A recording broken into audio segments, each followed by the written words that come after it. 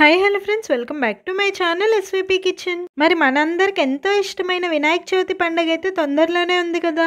వినాయక చవితి రోజు బిగినర్స్ కూడా ఈజీగా చేయగలిగే ప్రసాదం రెసిపీస్ని మన ఛానల్లో ఒక్కొక్కటిగా అప్లోడ్ చేస్తున్నాను. అందరు మన ఛానల్ని ఫాలో అవుతూ ఉండండి. ముందుగానే మీరు చేయాల్సిన ప్రసాదాలన్నీ నేర్చేసుకుంటే వినాయక చవితి రోజు హడావిడి లేకుండా అన్ని రెసిపీస్ మీరే ఈజీగా చేసేయచ్చు.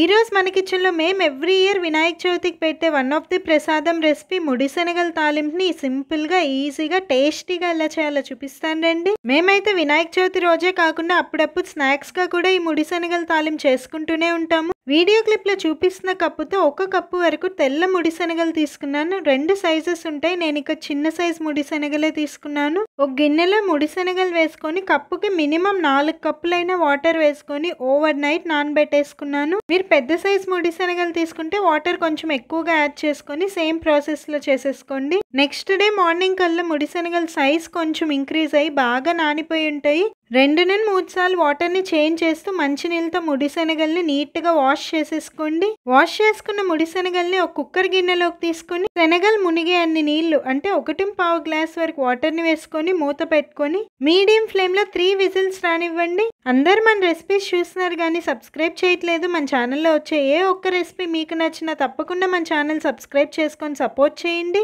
3 విజిల్స్ తర్వాత విజిల్లో ఉండే ప్రెషర్ అంతా పోయాకే మూత ఓపెన్ చేసి చూస్తే వీడియో క్లిప్లో చూపిస్తున్న విధంగా ముడిశనగలన్నీ మెత్తగా ఉడికిపోయి ఉంటాయి. అలాగే మీరు ముడిశనగలు నానబెట్టేటప్పుడు కూడా మంచి నీళ్ళల్లోనే నానబెట్టండి. బోర్ వాటర్తో నానబెట్టారంటే కుక్కర్లో వేసినా గిన్నెలో వేసినా ముడిశనగలు ఉడకడానికి ఎక్కువ టైం పట్టేస్తుంది. ఇప్పుడు వెంటనే వాటర్ స్ట్రెయిన్ చేసేయకుండా 1 టీ స్పూన్ వరకు సాల్ట్ వేసుకుని ఒకసారి బాగా మిక్స్ చేసి ఒక 15 నిమిషాల తర్వాత ఎక్సెస్ హాట్ వాటర్ని స్ట్రెయిన్ చేసుకోండి. అప్పుడే మీకు శనగలకి సాల్ట్ కరెక్ట్గా పట్టుకుంటుంది. ఈ లోపల శనగలు తాలింపు ఎలా పెట్టాలో చూపిస్తాను. ప్యాన్లో 4 టీ స్పూన్స్ ఆయిల్ని హీట్ చేసుకుని 1/2 టీ స్పూన్ ఆవాలు, 1/4 టీ స్పూన్ జీలకర్ర, కొన్ని దంచిన వెల్లుల్లిపాయలు, 5 నుండి 6 ఎండుమిరపకాయలని తుంచి వేసుకోండి. ఒక మీడియం సైజ్ ఉల్లిపాయలని చిన్న ముక్కలుగా కట్ చేసి వేసుకుంటున్నాను. కొంచెం సాల్ట్ కూడా వేసుకొని లో ఫ్లేమ్లోనే ఆనియన్స్ లైట్ బ్రౌన్ కలర్ వచ్చే వరకు బాగా ఫ్రై చేసుకోండి. మరి ఓవర్ ఫ్రై అవ్వాల్సిన అవసరం లేదు.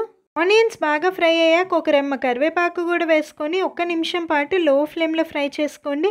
అలాగే మన ఛానల్ ఇన్స్టాగ్రామ్లో కూడా ఫాలో అవ్వాలి, లింక్ డిస్క్రిప్షన్లో ఇస్తున్నాను. పోపు బాగా ఫ్రై అయ్యాక ముందుగా ఉడికించుకున్న శనగల్ని వేసుకొని మధ్య మధ్యలో కలుపుతూ 5 నిమిషాల పాటు లో ఫ్లేమ్లో ఫ్రై చేసుకుంటే మేము ఇంట్లో రెగ్యులర్గా చేసుకునే సింపుల్ అండ్ టేస్టీ ముడిశనగల తాలింపు రెడీ. ఇలాగే బ్రౌన్ ముడిశనగలు కూడా ఉంటాయి, అవి కూడా సేమ్ ప్రాసెస్లో చేసుకోవచ్చు.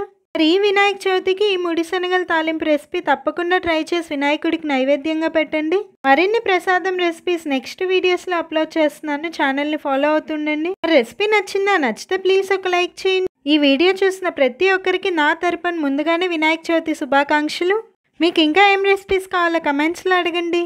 మీరు అడిగిన రెసిపీస్ నేను తప్పకుండా పోస్ట్ చేస్తాను. మరిన్ని ఇలాంటి ఇంట్రెస్టింగ్ రెసిపీస్ మీరు నేర్చుకోవాలంటే మన ఛానల్ని తప్పకుండా సబ్స్క్రైబ్ చేసి పక్కనే ఉన్న బెల్ ఐకాన్ యాక్టివేట్ చేసి ఆల్ అనే ఆప్షన్ యాక్టివేట్ చేయడం అస్సలు మర్చిపోకండి.